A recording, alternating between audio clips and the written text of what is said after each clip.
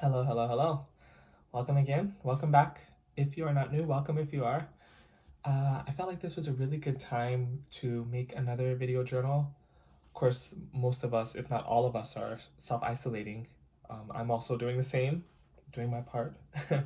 And so I felt like it was a really good time just to catch up, talk about what's new, and kind of, I guess, what I've learned from this whole pandemic ordeal that's going on.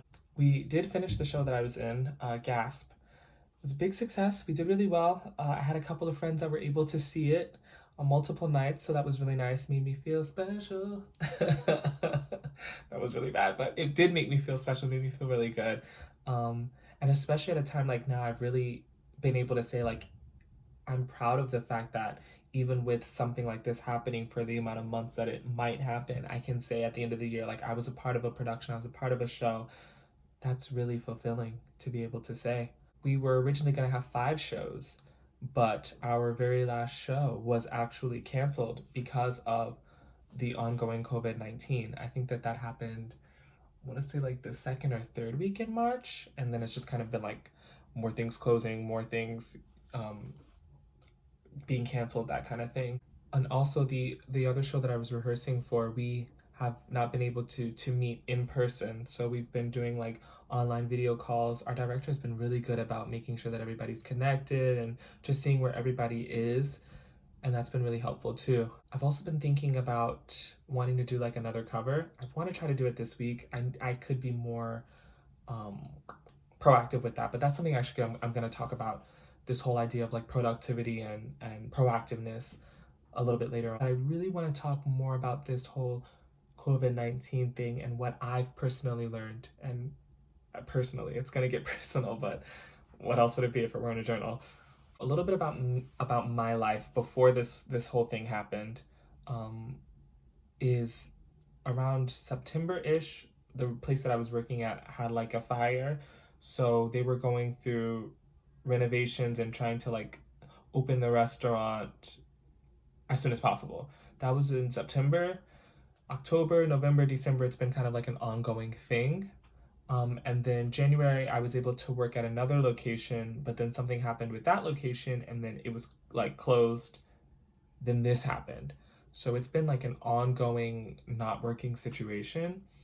Um, but I think what I've learned from this self isolating period most is, it's embarrassing to admit, but how unprepared I was.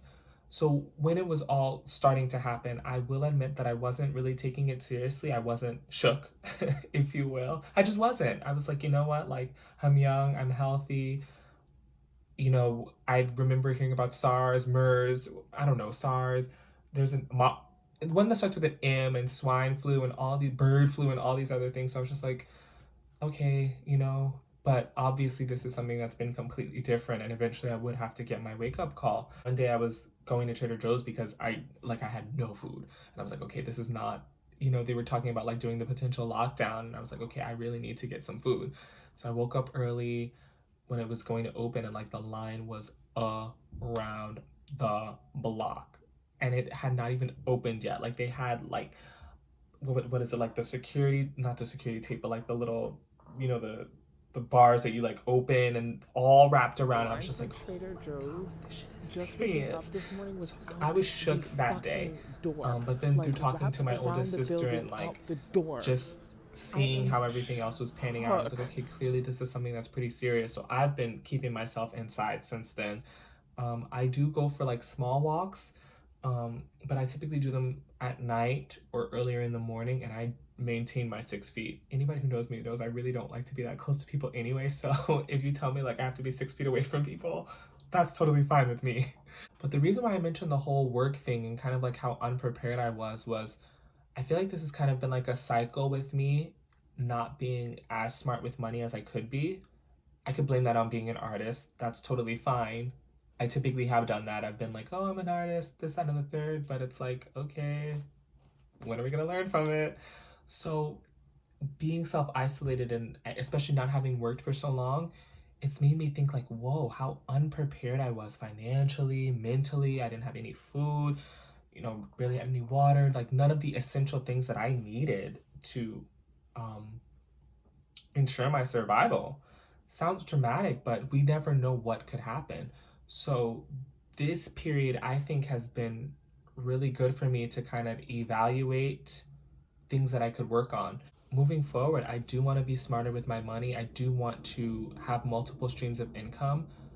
I'll be honest, like, I haven't been like working as much, like working full time since September. I did have like the small phase where we were working in the other restaurant in January, but that was like a period of like 2 or 3 weeks. And I have to be honest, like, I do believe that life is a series of choices, and I can teach English.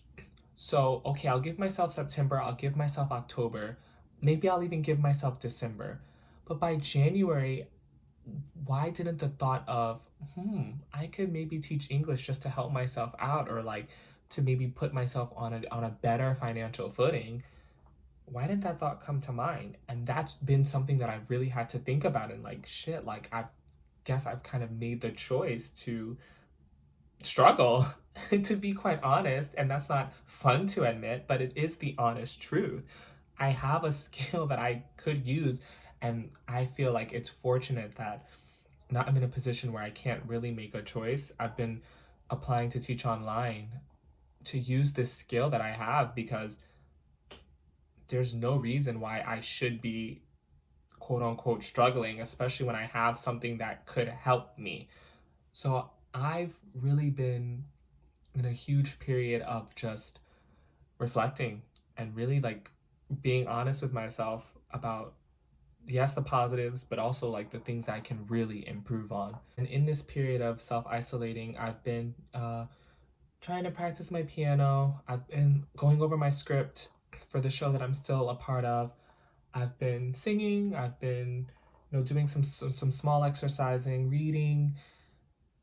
Of course, I don't say all that to like brag though, and I really want to kind of what I was talking about before, this idea of like productivity. I think I was really holding that over my head, and like I must be productive. I must be productive. I have all this time. I must be productive. But I really had like a good conversation with the director of the show that we're in, and she really helped me when she said, yes, we do have free time, but we are in the middle of a pandemic.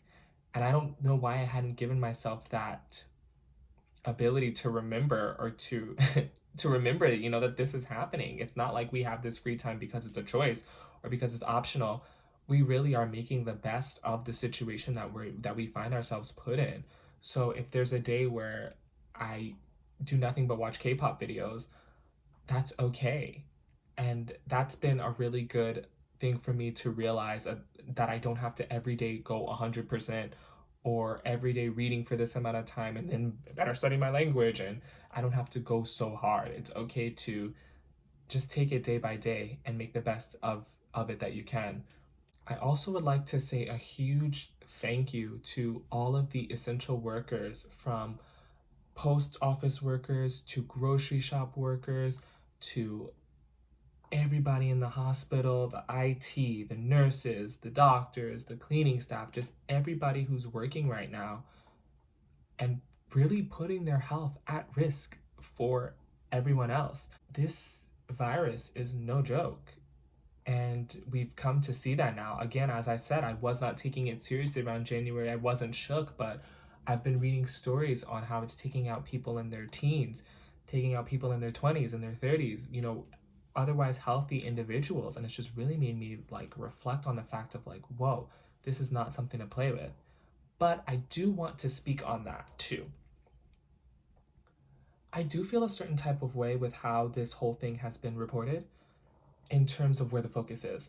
So, for example, I remember I've seen about 2 or 3 stories talking about Italy and Spain and how they've like quote unquote broken their death toll in the past 24 hours, and the next day it was like, and now this many more people have died, now this many more people have it.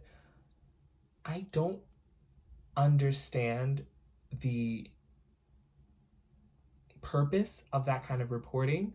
I don't think that it gives people the positive motivation that we need right now. And there's a difference between being realistic and being sensationalist. realistic is we know that this is a highly contagious virus. We know that there are people dying. Sensationalism is, and now this many people have died in the past 24 hours. So then what is the point of continuously harping on the fact of, now this many people have died, and oh my gosh, this many people have died, and did you hear that many people have died, and now this many people have caught it? What's the point of that? I haven't really been keeping up with the news. I never really do, but certainly not now. I don't need a story going on and on about this many people have died to know that this virus is contagious, to know that this virus is not something to play with, and to know that I need to keep my ass at home. In terms of singing, I did have a small period where I was like beating myself up about that too, in terms of like, oh, I haven't done as many covers, but to be quite honest, it will happen when it does. I'm not really stressing it. I will, do it when I want. I do have a song in mind that I would like to do. I would like to maybe, since I have this time, try to do like a cover a week. But I've more so really been focusing on like piano. I've been very diligent, as people know who follow me on Instagram, with the piano, the piano diaries, which have been a lot of fun for me to record. I've been really focusing more on that, trying to make that a daily habit. I did read an article where it said that you shouldn't practice every day. So I've been doing it like, I'll do 6 days or 5 days out of the week, and then try to like maybe just have fun. Maybe I'll try to like find the notes. If I have a song that I like, then I'll just try to find the notes and not worry so much about like the technique and the arpeggios and scales and that kind of thing. But I have been doing very well with piano. I'd be interested to know, for all of you all, how has this COVID-19, how has it affected you? How has it maybe made you reflect on your life or think about some of the things that you would like to improve on? I will say for me, definitely, I went in on myself enough with this video about finances, but I just had to be honest with myself and realize I have not been as intelligent with money as I need to be. What about for you? What are some things that you've been working on? Any projects that you've been doing? Be really interested to hear. But yes, I'm all finished. Just a very short video, but we will probably be in contact soon with a cover.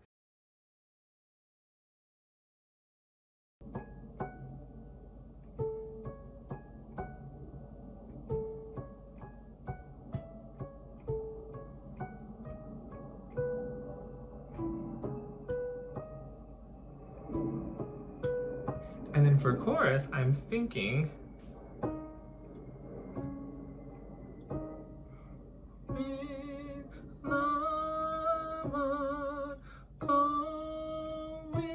and you love me, so now I'm stuck making a world, and I'll be stuck alone. If you could understand the way I'm hurting, darling, in my heart.